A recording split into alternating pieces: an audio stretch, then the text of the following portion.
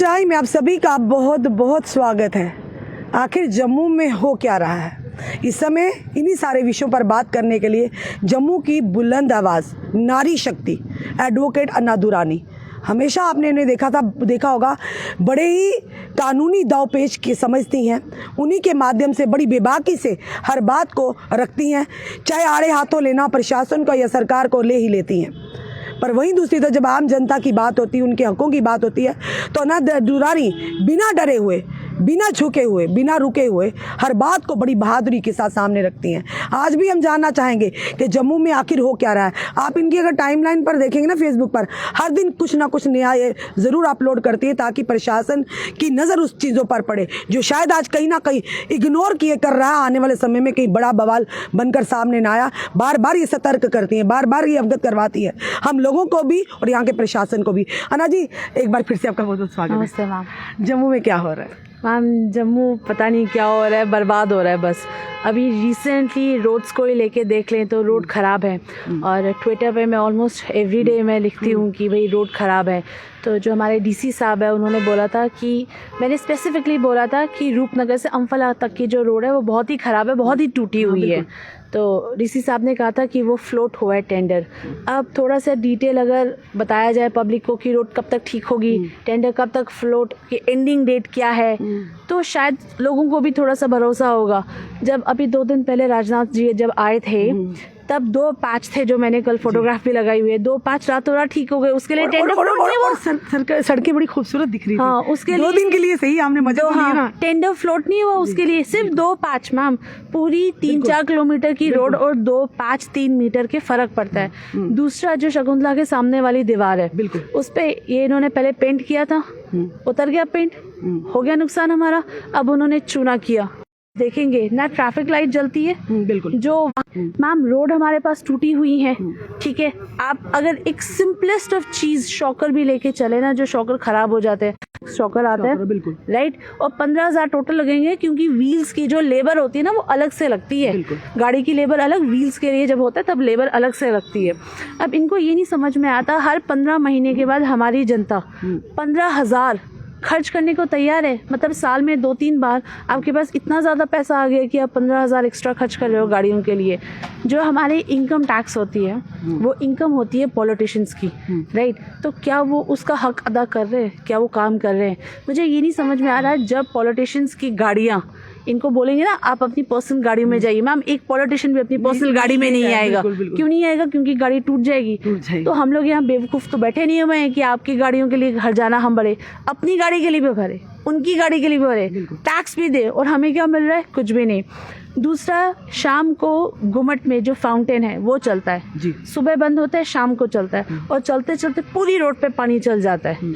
आप एक तरफ से कहते हैं कि पानी की किल्लत है, पानी बहता हुआ नहीं दिखना चाहिए, आपकी और आपकी अपनी एरियाज में, आपके अपने जो इंस्टॉलेशंस हैं, वहाँ से पानी वेस्टेज हो रहा है, वो उसके लिए कुछ नहीं कहता।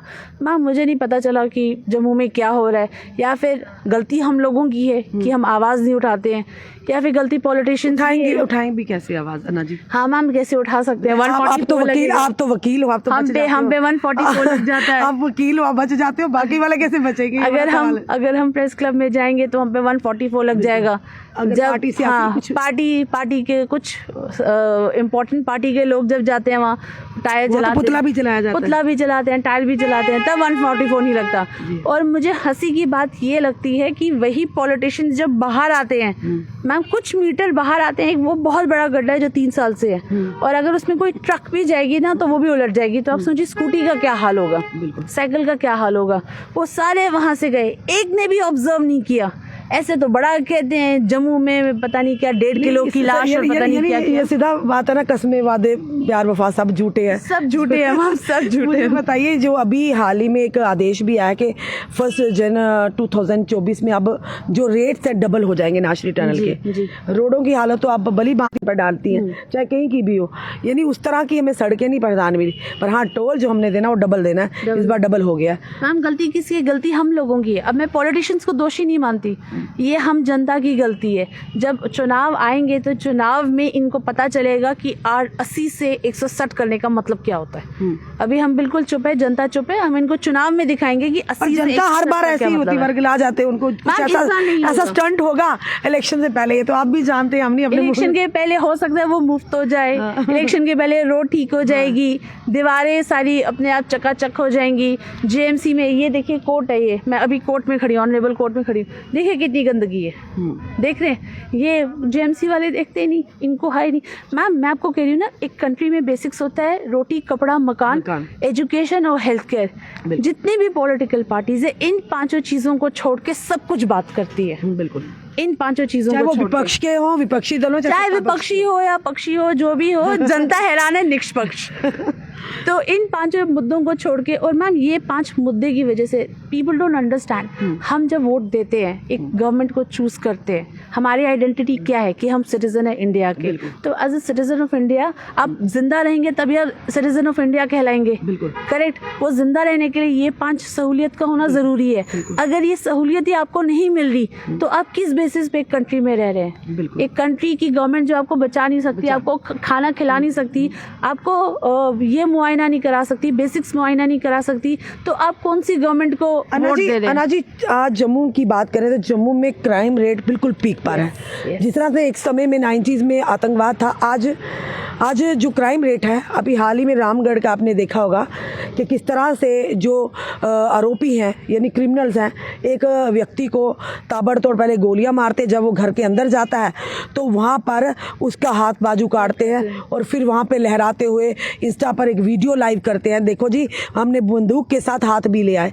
तो ये हौसले जो बढ़ रहे हैं, लगातार चोरियों की वारदात बढ़ रही हैं, मर्डर्स हो रहे हैं, रेप केसेस बढ़ते जा रहे हैं, कोई केस सुनवाई नहीं, कई साल धक्के खाते रहते, इंसाफ वालों को इंसाफ नहीं मिलता और बेगुनाह को बेचारों को उन्हें गुनाहगार साबित किया जाता है और गुनाहगार मजे से फिरते रहते। आखिर चल क्या रहे, कहाँ पर कमियां हैं? मैम कमी ये कि हमारे जो टैक्सेस है ना वो स्मार्ट सिटी की तरफ जा रहे हैं, वो स्मार्ट सेफ्टी की तरफ नहीं जा रहे। हर एक पुलिस स्टेशन के पास अपना मोबाइल साइबर होना चाहिए, मोबाइल साइबर यूनिट होनी चाहिए और मोबाइल फोरेंसिक यूनिट होनी चाहिए।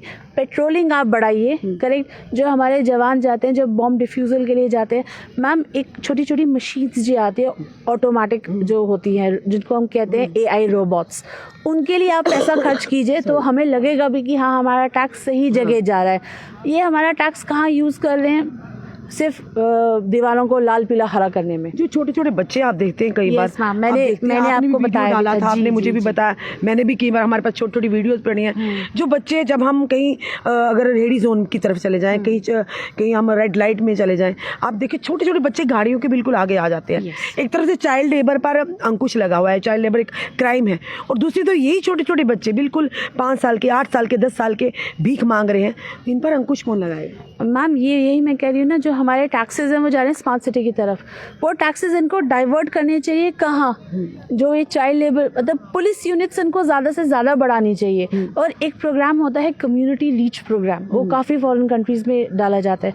उसमें क्या होता है, जो पुलिस है, जैसे यहाँ 75 वार्ड्स हैं, राइट, और 27 पुलिस स्टेशन है, आप पुलिस स्टेशन बढ़ा दीजिए ना।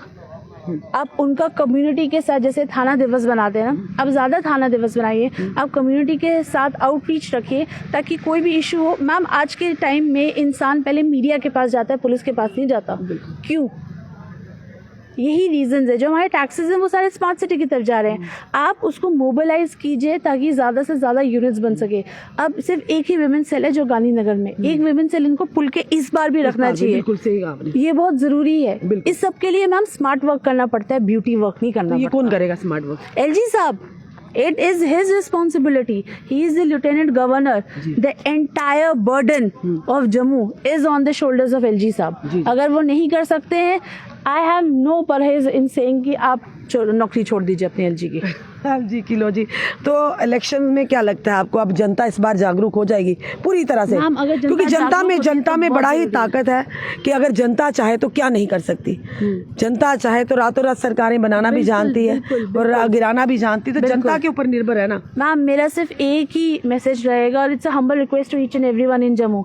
आप पहले ये समझिए कि आपके राइट्स क्या है। आप कम्युनल राइट्स छोड़ दीजिए, जब आप ब्लड लेने जाते हैं ना हॉस्पिटल में, तब आप नहीं पूछते कौन हिंदू है कौन मुस्लिम है। जब आप पढ़ने के लिए जाते हैं कॉलेज में या यूनिवर्सिटीज़ में, राइट, जैसे एज स्टैंडर्ड सम बायसेस, मैंने तो वहाँ जाके नहीं पूछा कि इसका रिलीजन क्या है उसका रिलीजन क्या है। आप सिर्फ अपने बेसिक्स पे ध्यान दीजिए और आप ये ध्यान दीजिए कि आपका हक क्या और क्या आप हक क्या मांग रहे हैं, तब ये जम्मू सुधरेगा, तब तक नहीं सुधरेगा। तब तक ये तानाशाही चलती तब तक ये तानाशाही हर चलती कोई आके जम्मू वालों को लताड़ता रहेगा जैसे लताड़ रही है पहले भी। लताड़ता रहेगा। अब जैसे पीएचडी के स्कॉलर्स हैं, मैम आज तक के जम्मू में पहली हिस्ट्री है कि पीएचडी के स्कॉलर्स ने आके हड़ताल की। बिल्कुल, ये तो हमारे लिए शर्म की बात है कि हम हमारे बच्चे आके सड़क पे हड़ताल कर रहे हैं। ये पहली बार हुआ है और पिछले 1-2 सालों से आपने देखा कितनी हड़तालें हो रही है, राइट। अब तो हड़तालें बंद होगी, अब धारा 144 का अब तो 144 लग गया। अच्छा, और मजेदार बात ये है कि 144 लिखते हैं, फोटो खींचते हैं और आगे भेज देते हैं, वेबसाइट पे अपलोड नहीं करते। और मैं बताना चाहूंगी जितने भी एडमिनिस्ट्रेटर्स हैं, हाँ 2 महीने की होती है, एडमिनिस्ट्रेटर्स को मैं ये भी बताना चाहती हूँ कि सर जब तक आप वेबसाइट पे ऑर्डर नहीं चढ़ाएंगे उसकी कोई वैलिडिटी नहीं है। This WhatsApp is not the validity. बिल्कुल बिल्कुल, धन्यवाद अन्ना जी। बड़ी महत्वपूर्ण बात कही है कि जब भी कोई प्रदर्शनकारी युवा हो या आम जनता प्रदर्शन करते हैं, उन्हें ये हवाला दिया जाता है 144। और ये अन्ना जी ने जो एक बात स्पष्टीकरण दिया है कि 144 व्हाट्सएप पर नहीं चलती, उसकी वेबसाइट पर उसे अपलोड करना पड़ता है। और इसकी ड्यूरेशन भी जो टाइम अवधि होती है 2 महीने की होती है। यहाँ तो साल से 2-2 साल से 3-3 साल से वही 144 चल रहा है। यानी कोई कानून कोई कुछ नहीं, अपनी मन मर्जी से जो सर्कुल होता है आप जनता पर थोप देते हैं। अन्ना दुरानी का यही कहना है, अब नहीं तो कभी नहीं। यानी अब आपको अपने हकों के बारे में जानना होगा, उन्हें समझना होगा और उनके लिए लड़ना होगा। 1 और 1 11 होते, आप कदम तो बढ़ाइए, आप बाहर निकलिए तो सही, आवाज़ तो उठाइए। अगर आप 2 कदम है 10 कदम आपके साथ ज़रूर चलेंगे, अन्ना जैसे लोग चलेंगे। हम आपकी आवाज़ को हमेशा आगे लाते हैं। ज़रूरी है बदलाव, क्योंकि प्रकृति का नियम है बदलाव, और जहाँ बदलाव नहीं है वहाँ कोई भी कामयाब नहीं है। तो इसीलिए आप जनता पर निर्भर है कि जिस तरह से ऑनरेबल सुप्रीम कोर्ट ने कह दिया है 30 सितंबर 2024 से पहले जम्मू कश्मीर में चुनाव हो जाने चाहिए।